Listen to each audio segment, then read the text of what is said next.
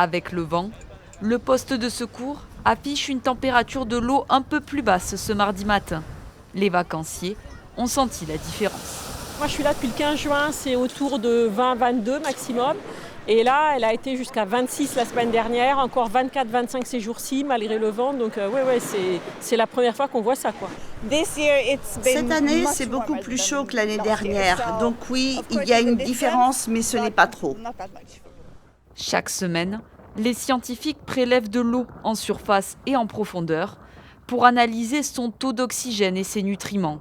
La température, elle, est répertoriée depuis 1997. On obtient une température moyenne pour le mois de juin-juillet entre 22 et 23 degrés, grand maximum, en considérant les écarts types. Aujourd'hui, on est déjà à 25 degrés, on a eu 25,5 la semaine dernière, donc on est déjà pratiquement 3 ou 4 degrés au-dessus de ce qu'on va appeler une normale saisonnière. Une hausse liée au réchauffement climatique qui n'est pas sans conséquence sur l'écosystème. Ces températures permettent d'attirer de nouvelles espèces comme le barracuda ou le mérou juvénile, mais menacent dangereusement les coraux et les gorgones. Ce type d'animaux qui construisent ce qu'on appelle des forêts animales, des forêts marines animales, qui vont héberger une forte biodiversité, quand elles meurent, du coup elles détruisent, quand elles meurent, elles vont embarquer avec elles finalement tout l'écosystème qu'elles avaient construit.